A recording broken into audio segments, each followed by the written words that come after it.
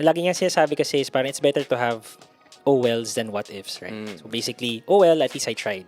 So parang ako, yun din yung tumatak sa akin na parang at least tinry ko siya. And then, we're one of the best. Like, I think when I last checked yung WFDF ranking natin, we were in top 10 or top 20, if I'm not mistaken. And this is very rare to be discussed. Oh. I think in terms of reputation, we're highly regarded, like in terms of one of the best, if not the best, teams in Asia and also the world. Kasi out of body experience, kasi SEA Games is like, if you think about it, SEA Games, and then the next one is like Olympics, right? Asian Games.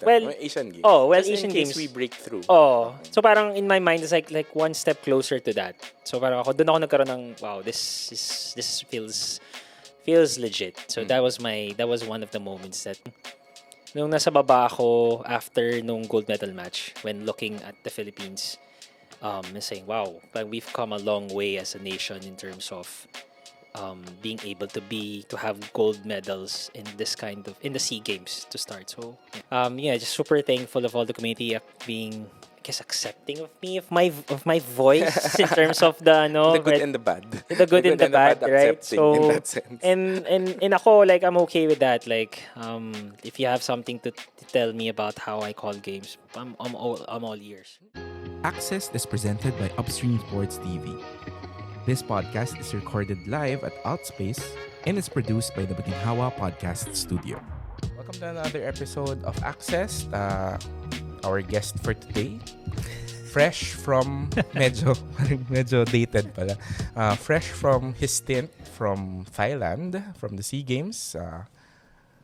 I'll ask him to introduce himself. Let's welcome Jonathan. Hello. Dito ka. Ito, camera mo. Yan. Hello, what's up?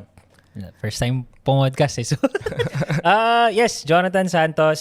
Who are you, Jonathan? Who am I? It's a deep question. Jonathan Santos. But in the ultimate community, Ako na lang kausapin. in the ultimate community, I'm known as Jonats. We'll get into that. Parang If you John Nationals lang ang dating. We'll get into that kung bakit nabuo yung nickname na yun. But, so ano ba? I'm a business development manager by day. But by everywhere, I'm Anytime else. Anytime else.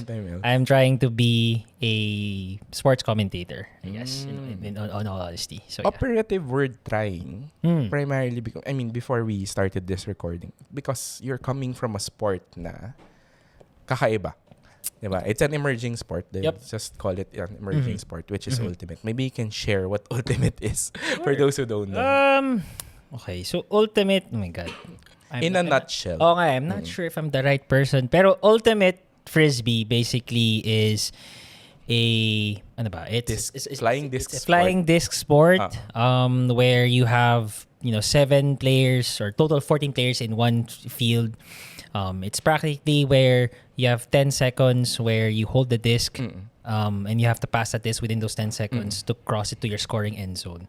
So parang American football. Going to say yes. So it's kind of like American football in that sense, but you can't run with the disc. You have to pass the disc towards another teammate so that you can go towards your attacking end zone. Right? So in a nutshell, it's like that.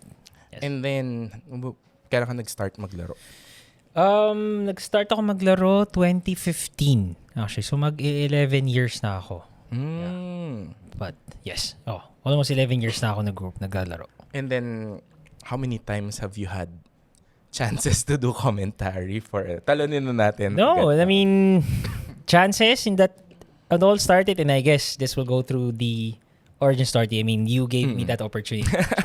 So, I think the origin story... The circumstances gave you No, the but no. Sinabi ko naman sa'yo, if it wasn't for you, I wouldn't be in that position. But I guess the only opportunity it started was nung AOUGC when it came here in the Philippines.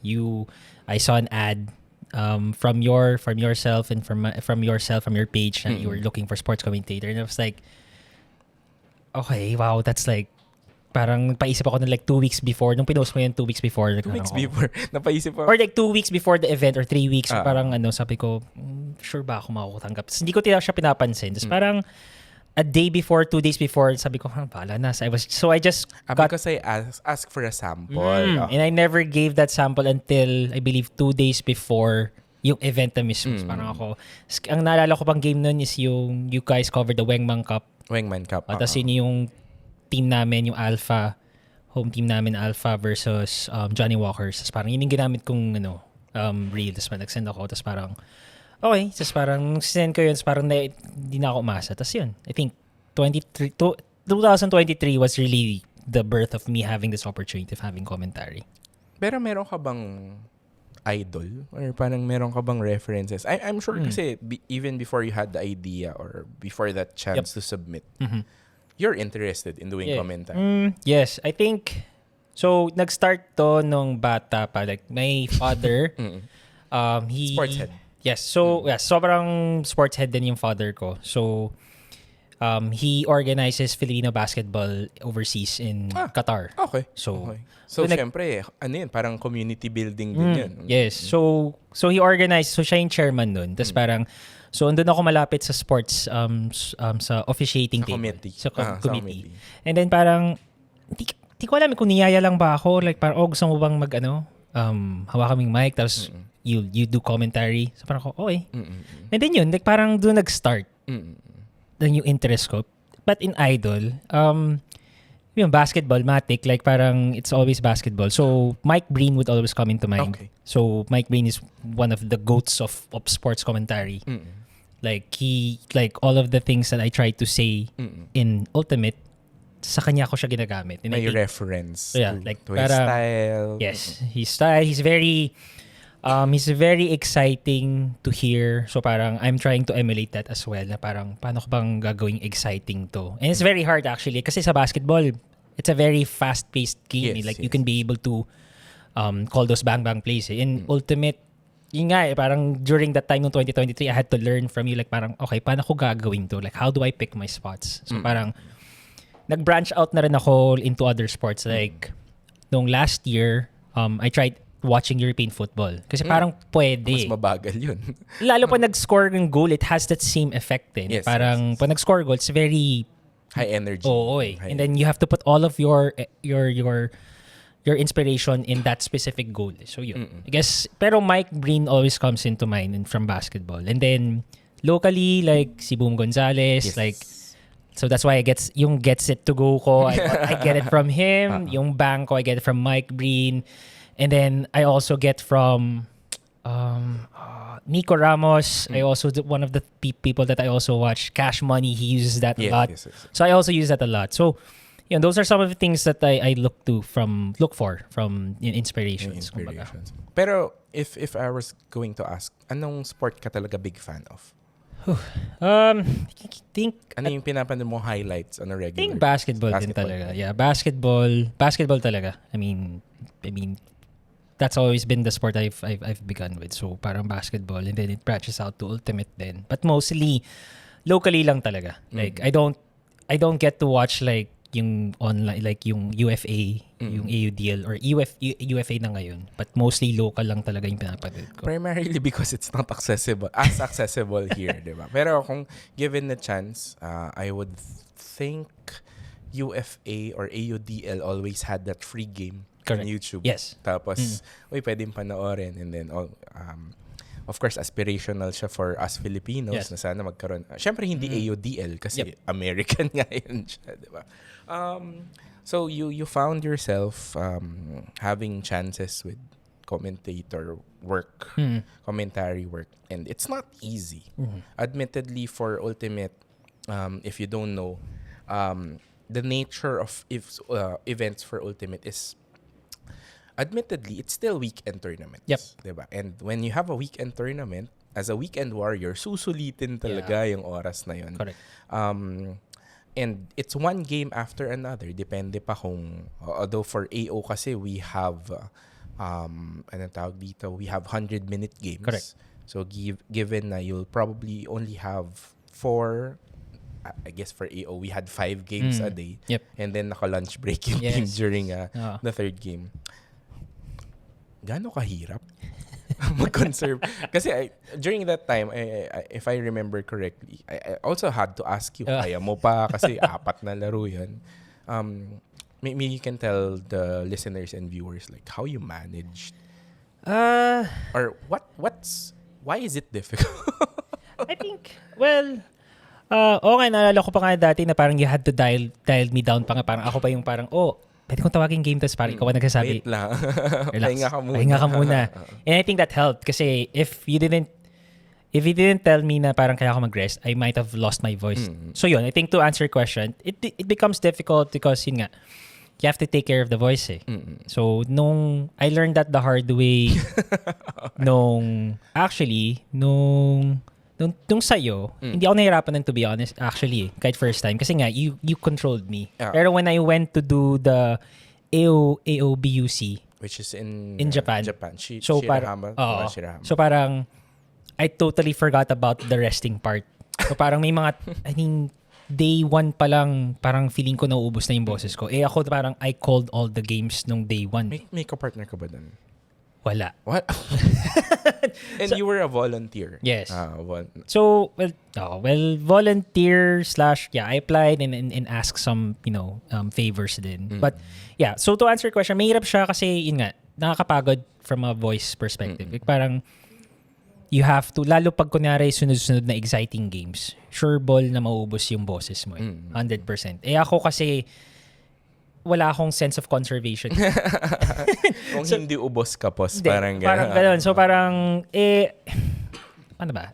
So nakakaubos yon kasi it's hard because of that. And then secondly, yung mahirap is yung research. Yes. I think that's... Because it's bang, bang, bang, bang. Sobra. And then parang, lalo kung, if it's a local tournament, mahirap yung kuha ng material. It's not as organic, available. Right? So, yan, doon din ako natuto sa iyo nung when I saw kung how prepared yung ginawang data, like we'll give props to commentary source. Of course, for commentary source, but parang in terms of exposures, it's through you para na-expose. Okay, kaya ang ganito. So, yun, mahirap siya kasi yun yung ginawa ko for SEA Games. Kasi walang ganun eh. So parang ako, I had to adapt. Okay, gayahin ko lang yung nakita ko nun. So yun, mahirap yun kasi ang goal ko naman kasi is to share their story. Yes. At most, it's about them. Not about me 100%. It's storytelling eh. So parang yun yung mahirap. Lalo pag hindi sumagot yung mga nations, teams. So parang ako, okay, saan ako pupulot ng commentary? Lalo pag may mga games na it's not as competitive. Yeah. So you can't always sound competitive. Mukha kang tanga nun, di ba? So, yan, doon lang ako nahihirap. Doon yung mahirap. And that's a challenge also. Kasi aside from just it being a live stream, it should also act as an entertainment also, a piece of entertainment for those who are watching. Especially those who don't know the sport and who don't actually understand what's happening on screen. Yep. Coming from as a player, was there any challenge, or maybe you can talk about the challenge of translating the ideas of how you understand concepts from being a player to using your words to describe the games? Oo, I admit na nahirapan akong like people will notice it and I thank them na they noticed it. Oh, parang you always use constructive. Parang you always use this word. So parang yun mahirap. Parang you have to be very creative in terms of how you describe plays. Kasi you can't keep on saying the same word when you do passes and stuff or catches. So you have to be creative on that. I think what's also challenging is I think the challenge right now is lalo from kasi pag kunwari yung existing community that knows the sport, madali na lang yun eh. Pero I think the challenge... Preaching to the choir, essentially. Pero yung mahirap is if you get a new person that doesn't know the sport. I think that's the challenge for me na parang how do I explain the sport in a short amount of... You can't always... How many, you don't have the minutes nga. Yeah. You only have seconds. Seconds eh. Parang how do I make it concise enough? Like when you ask me what the ultimate, parang wala akong maisip right now kagad eh. So parang yun yung challenge ko. How do I make it concise enough na ma-understand ng new people what's the sport about, what's the significance? So yeah, that's a challenge. And I'm sure 23, 24, 25, although mas rare yung repetitions. And pag nag-reps ka nga, now I just realized, pag nag-reps ka, it's 5 days in 1 year. And then another 5 days in another year. Actually. Parang nandun ka parati dun sa stretch na yun. Yun din. I think that's a challenge as well. Good that you brought it up. Nung ginawa ko yung sa SEA Games. 2 days lang. Like, At least 2 days lang siya. Sabi ko, oh my God, kailan yung last ko? Like, wala akong rep. So, parang yung first game ko with Indonesia versus Indonesia and Malaysia, first game, parang ako, hindi, sila nga. So, parang ako, asing para akong bago ulit kasi nga, wala akong reps eh. Coming from AO, essentially. Essentially. So, parang ang layo ng... October, November, December, 4 months. So, parang hirap actually. Maybe, sige, tatalon na ako dun sa... kasi maraming challenges din. But like, let's celebrate a victory. Although, here in the podcast, we do ask our guests to bring AD cards because access is very different. Access is very important. Pero medyo may sumisilip dyan sa may likod mo, Jonas. Baka you can share at least what you have and then how did it change your life? So, what you guys are seeing right now you can show it there. Here, you can so, show it there. What you guys are seeing here is, Okay, let's see, jacket. Yan. Like, the official jacket. Official jacket of SEA Games. Uy, grand sport pa to. Yes. So, parang part ng merch. And this is part of the kit that you have. Yes. Part of the kit. Together with, I had one dark and light jersey and then yung nga yung IDs. May jersey din. May jersey din. Official jersey din na ginamit. Or, collar jersey. Or collared Kumaga shirt. yung uniform. Yes. So, yun. So, access. Tell us about your SEA Games experience. Why was this... I know we had our stories, but like, why was this an important experience for you? Because it's very momentous for our sport. Kasi it's our first chance to be recognized by a governing body outside of WFDF or local, a multi-sport event. Correct. In this case. So, parang, yun nga also short story, I wasn't even sure if, kasi volunteer talaga to like lahat ng gastos kami sagot ko siya flights, food, lahat, everything. So parang, even 4 weeks ago, when I was informed, parang, hindi pa ako sure. Aminin ko po, isa po ako nagsabi kay Jonathan na wag na siyang lumipad. Pero, syempre, nag-message pa rin tayo ng congratulations.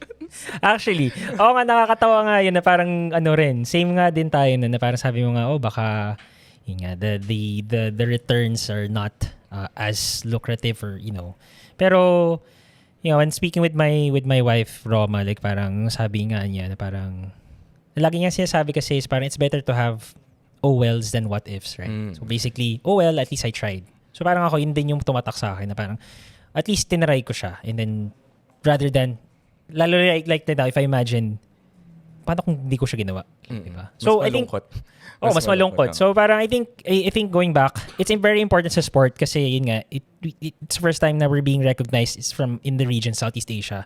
So, being able to be part of that moment is something I can't pass. Kasi something to call those games. Every game of that will be very important in terms of where Philippines or even Southeast Asia mapping ultimate is a concern. So yun, I think it's very that whole experience was so surreal. Like I only felt na nung nakuha ko na yung kit, doon ko lang naramdaman, okay, this is it really. So parang kaya sobrang kabado pero like sobrang fulfilling din to be able to call the games during that time. So it was really, really, really great experience for me. Shoutout din pala kay Ma'am Karen on talking, of course, making connections. And of course, I was talking to her na, I had thoughts. I had personal thoughts about it, but like, not about your commentary. Baka sabi mo about your commentary. But like, SEA Games, it's a one-off. I mean, so far, because we don't know yet for the next one, and officially we have to say that it was a demonstration sport. Right? It was a demo sport. The hope is to get to the next one, right? For the next host country to actually have another tournament. But shout out kay Ma'am Karen for giving me another perspective. Na yes, our athletes have dreamed for the longest time, even within the community, na to be recognized. And I think just having, receiving the PSC, POC, yung mga maleta, diba? It's a big affirmation na, they are national athletes. Correct. And then, maybe you can tell us about, ano ba ang standing? For those who don't know, ano ba ang reputation ng Philippines, if not in Southeast Asia or Asia, around the world, in terms of ultimate? I think from I think we're one of the best, 100% for sure. Like people know us like Especially for beach, I think. Oo, diba? lalo beach. Pero if I remember correctly, kahit nung Manila Spirit, that's why in the previous ones, international countries come to Manila Spirits because they want to play with our teams. Kasi they know how athletic we are. We are a destination Yes, for Ultimate. correct. Ayan. So like we're a destination for Ultimate. So I remember like in the previous Manila Spirits, we would have like 50, 49 teams. And then marami dun is from international teams. So parang our reputation in terms of Ultimate is so big. So parang we're one of the best. Like I think when I last checked yung WFDF ranking natin, we were in top 10 or top 20 if I'm not mistaken. And this is very rare to be discussed. This is it specifically for, let's say, the mixed team, or is it the nation as a nation? As a nation. Oo. Okay. So like I think in terms of reputation, we're highly regarded, like in terms of one of the best, if not the best, teams in Asia and also the world.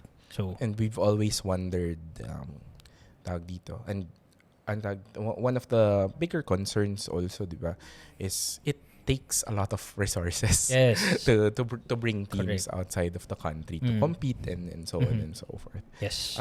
Maybe from what's this? Maybe you can share some key moments from the SEA Games.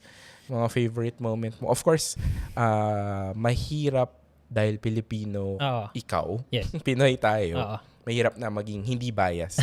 Pero did you find moments in the commentary na parang, I cannot help it anymore? To be honest, hindi. I never felt na parang I was super biased for Philippines. Okay. Diba? During the commentary. But though, I got comments from other people. Kasi what I would do in the commentaries, I would have my laptop. I would have my laptop on, and then I would have the YouTube channel there. YouTube video. Kasi parang more on, it's also to look of how many viewers we have.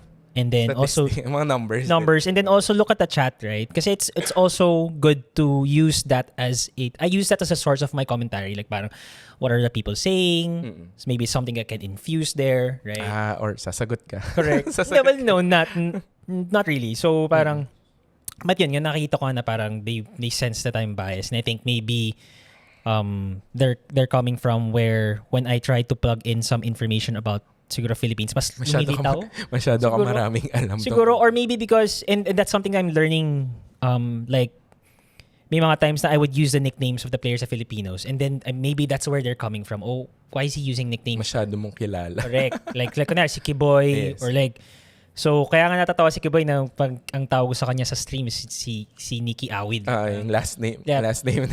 Parang kaya ako nag-transition dun is because para fair. Like, para maybe to remove that bias. So, pero yeah, to answer your question, never felt na parang I had to be, kailangan exciting place sa Philippines sa I don't know. I don't think. Yeah, I don't think ganun naman yung kaso. Correct. But of course, calling 4 games a day is pretty difficult. correct. Was there like an out of body experience for you that you can recount?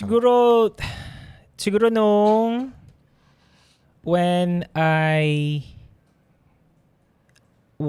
was up at the booth before the game 1. Yun, parang nagkaroon ako ng out-of-body experience. Parang nasa booth ako, tapos parang nakita ko doon sa baba yung teams ng Indonesia tsaka ng Malaysia. yung first game. So parang, yun, doon ako nagkaroon ng parang, oh wow, this is...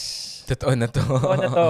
And, it was in downtown Bangkok, diba? yes. Yung So, yun, doon ako nagkaroon ng out-of-body experience. Parang, this is the first na, I would say, like, yun yung one of the reasons, kasi out-of-body experience, kasi SEA Games is like, if you think about it, SEA Games, and then the next one is like Olympics, right? Asian Games.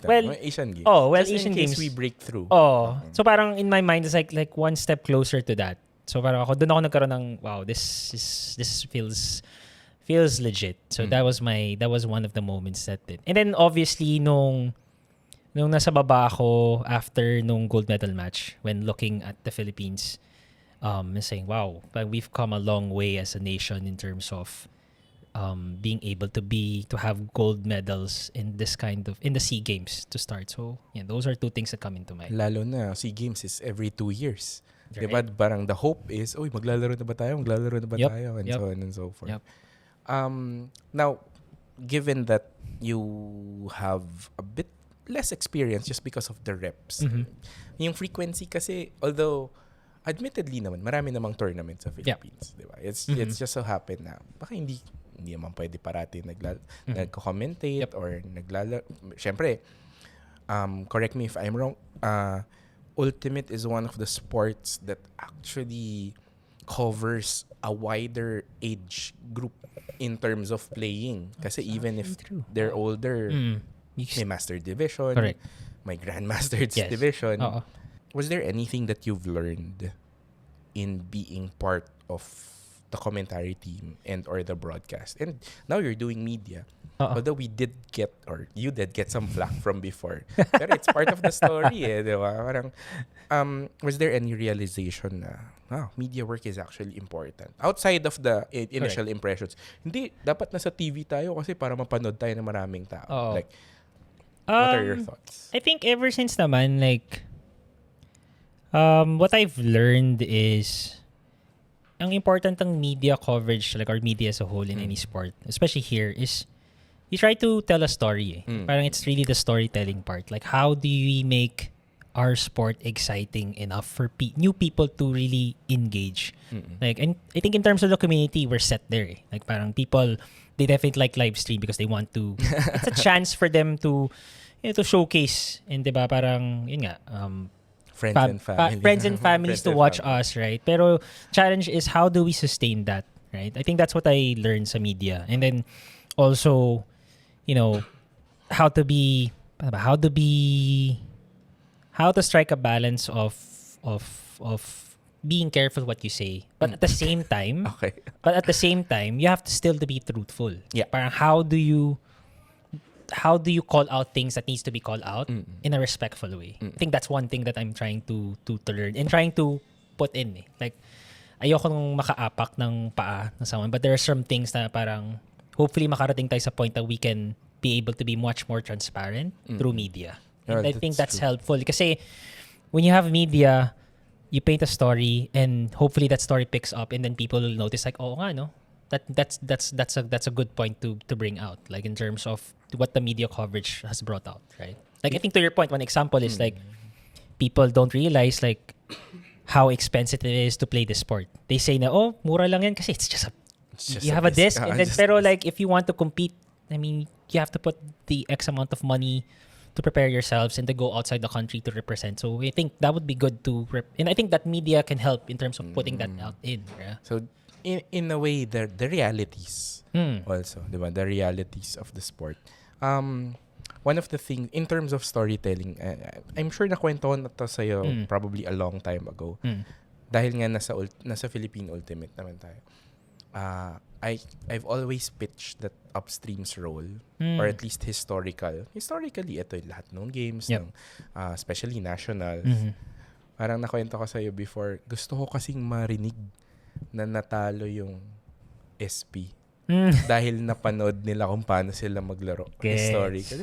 Parang ganun yung nai-imagine ko na this is the role of media na naturuan din yung mga tao on how to beat a team kasi historically this is how they play. And I think maganda rin the part of media as well is history. Like it's good to have that so that people that are new to sport can pay homage to the players that built the sport. Like pag kunyari, like for example, there was a time na I was at WFDF Performance HQ and then nandun si XG. Shout out. Shout out sa kay Mark WFDF. So if you have any strength conditioning, di ba? Shout out. And ganun po sabihin yung WFDF. WFDF. So nung time so parang naipagkwentuhan ako XG and then he was naming players that I've never met. And then he would say like sobrang lakas niya talaga dati. So parang ako, what if you had media back then, you'd had a chance to watch those players. Yeah. So I think that also comes into mind. Like kasi in years to come, 20 years down the line, at least meron sa tayong reference na parang, there was this player named Guerrero who's like one of the legends of the sport, or this player like si Butil. Like for example, Butil. Like at least there's one, si AG, like sobrang ganda ng laro niya. Like sorry, like he was like one of the best players nung time of SEA Games. And then you have that video. That video will always be there for people to watch that part. And it'll be something, from a player's perspective, like, that's something that no one can take away. That's there. So, like, yun yung isang importance na naisip ko sa media. Like, something that will be, like, in the history books. I don't know if this is like the question that would put you on the spot. But, ano tawag dito? I think a lot of, because we do have social media. Yeah. We do have a lot of ultimate players who are also content creators that upload. Sino bang hindi na? Diba, lahat nasa reels diba? Lahat may highlights, gano'n. But, anong tawag dito? I guess, ang question mo ba is like, binaliktad na siya na yung host. so, ang question is like, how do we accept that? So, like, I'll give, like, how do we accept na parang there's going to be uneasiness in terms of like in social media, like people are gonna get called out. Let's use a concrete example. Kasi night yung ba yun? Aside from the night, when we did I guess we can just look into it. In-invite kita, we can do a power rankings. Yes. And then yung fearless forecast ko. Yung fearless forecast. You drew some flack. For me, as a producer and as a channel, of course, it's partly for promotion, but also kailangan naman siguro may ma-excite outside of the teams. I think that it's inevitable. I would say na parang people have to accept na that will help grow the sport even more. Like if you have those type of conversations online, like not to go viral. Not to go viral, but like I'll use an example. Like there's so many social media on content on basketball, and people talk about it, and because of that, mas lalo na pag-uusapan yung sport, or even for speculation. Diba? For speculation, like so parang like it's good to have that para at least it builds a sport, and also it's good for storytelling, right? Like parang like I made the fearless forecast, or we made the fearless forecast and we were proven wrong. That's good. That's good. That's good. Like parang it shouldn't be taken. You can take it personally for sure, but like in terms of, how to grow the sport, it's inevitable. Yeah, I agree. It's inevitable. And it's good. I mean, you get people to recognize, our social media page, and then, maybe, national sports coverage will pick it up. So like, it's like sa basketball, like ESPN will pick up a page and they will use it. So that's good, diba? Eventually, it will be good for the sport. So, nananawagan po kami sa lahat ng nag-uusap tungkol sa content ng upstream minsan. It's part of the game. I think at one point napag-usapan din natin na ito yung mga bagay na mararamdaman mo kapag nag-grow yung sport mo. Hindi lang dahil may social media. You're not just spewing. We're not spewing hate. No. We're not doing that. And as much as possible, although syempre, kami, ako, wala talaga masyadong alam sa Ultimate except for supporting it through media. Jonas has been around.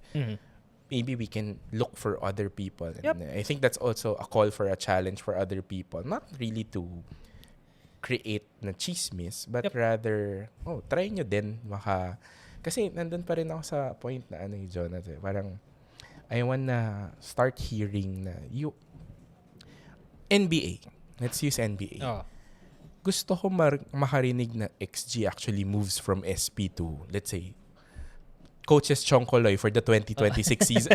Yung gano'n. Mga ganun, diba? Ganong classic kwento, diba? I mean, and then it's always good to have those conversations to, I guess, yun nga, sorry. Ano lang po yan? Joke lang, example lang yun.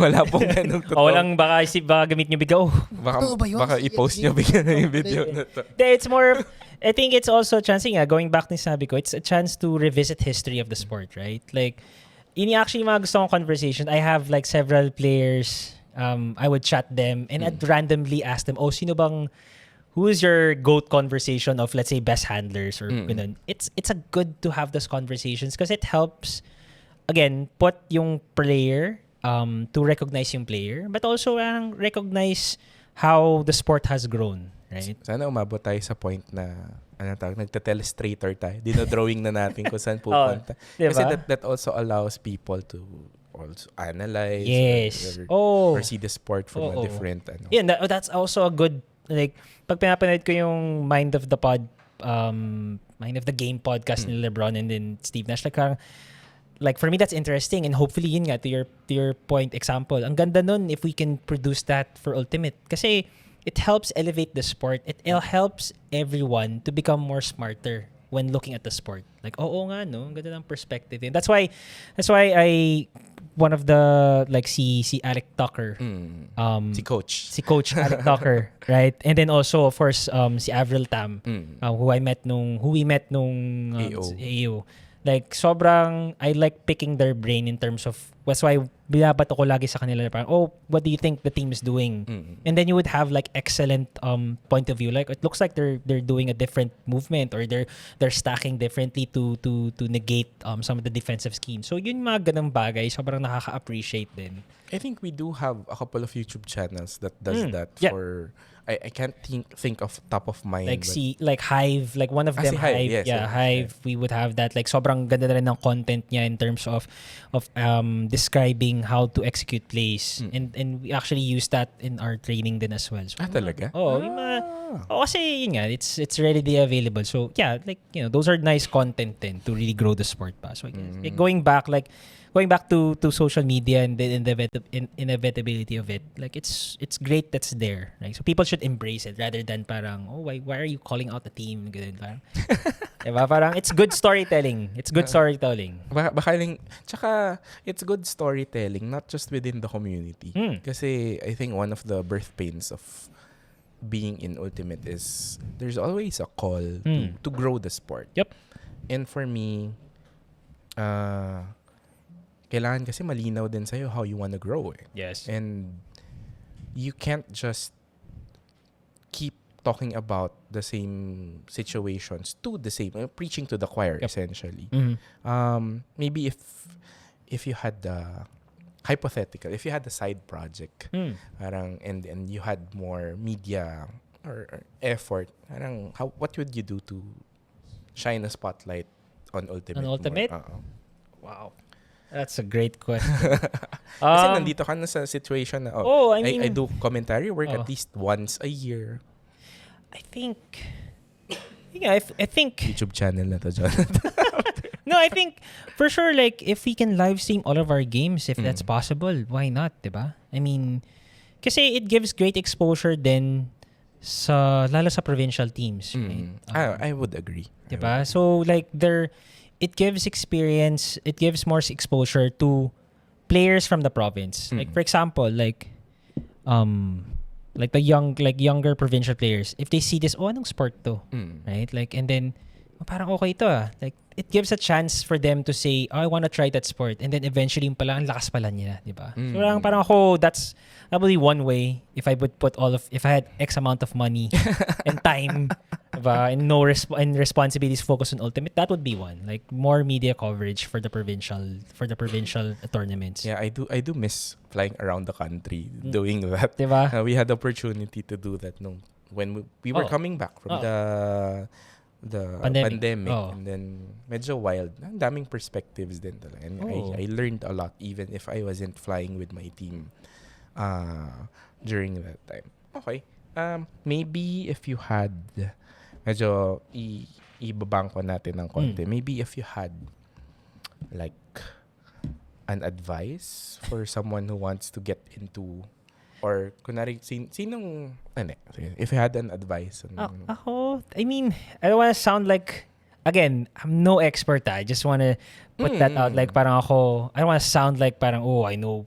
Ako, I'm doing this because I love it. Saya eh. Ang sayaw na, I guess yung point, something that excites me about commentaries, like, I'm just a player that's watching the game and I'm trying to share my excitement. And bumoboha ka. Diba? I'm just sharing my excitement to other to the people that's watching the views, the game. Advice, let's just try it. Like, just really try. I guess, ako from what I've learned, kailangan may idol ka. Like, yun nga, I had a Mike Breen. So, parang yun yung inspiration ko sa kanya. So, parang, okay, sobrang gusto kong gawin yung ginagawa niya sa ginagawa ko. And then, yun. I think, if you have an idol and then you just try to emulate what he does or what he or she does. Diba? And then, secondly, just watch a lot of games. Like, if you had time, just watch a lot of games. And just try to understand, like, parang lalo kung kunyari, if you want to get into this, yun nga, try to volunteer as much as you can. If you want, Unfortunately, it has to be volunteer work at this point. And, you have to volunteer. And then, I think, just if there's an opportunity, just grab it and then try it. Wag yun, kasi may mga iba na parang natatakot na parang hindi ko alam masasabihin ko. Parang, yun nga, parang... You got over that. Diba? Yun nga, so parang you just have to do it, right? But I think have an idol if in the commentary, like whichever sport you're following, be it football, be it basketball, tennis, diba? So use that as an inspiration, then try to emulate that person, diba? I think that would be my advice if you really want to do this kind of, Unfortunately, hindi tayo parang esports na hindi naman kasi lahat ng players sa field, sa pitch may hawak na disc. Kasi yung esports, sabay-sabay sila Actually, gusto ko, kailangan ko lang manood ng esports eh. I mean, feeling ko marami akong mapupulot na. Pwede ka mahiram. Ang dami nga actually. So, I think watching different sports can help you get a different perspective then. How you can be not just one-dimensional when calling games. Actually, if I may share to you, one of the things na ang tawag dito, especially when I observe esports, like the esports industry in general, and the gaming in general, is that they're so used to media. Yeah. Because the medium is really video. Video games are video. Yep. Malamang, video games nga siya eh. When gamers stream, it's video. Yep. When they do watch parties, it's video. When they show their highlights, it's video. Although meron naman din ganun dito sa Ultimate. But like, they're so used to it. And then, of course, on the flip side, unfortunately, the reality of esports is that they also trash talk. Yeah. Diba?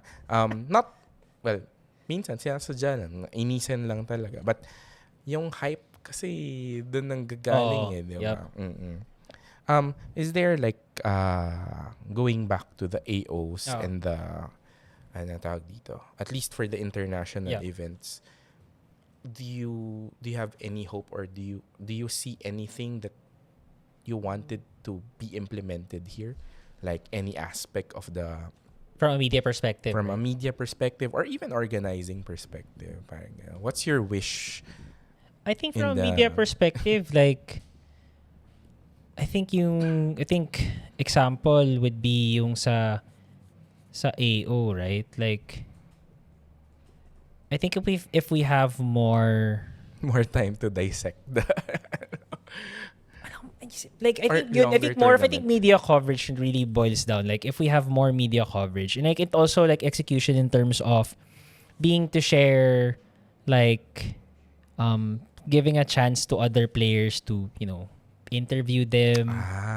Share their thoughts, diba? Kasi it's an opportunity for them to really shine, diba? Like lalo sa sport natin. It's so I think that would be good to be able to hear thoughts of different different players. Like I think you do it in your coverage in football. Like I like that segment na parang you get to speak with head coaches and ask So I think that would be good in terms of and I think also I do hope we have the time to yun din, diba? Like, broadcast time. And then I think GAs, more application of the GAs would be good. I think a couple of tournaments here locally, like I think Dog Pound has started out, and that's a good step to the right direction, diba? I think that those two things come into play. Kasi if we get much more exposed as a country, having the GAs and having those type of tournaments na parang with Diff International, mas madaling na lang yung transition natin when we get an opportunity to represent flag and country, diba?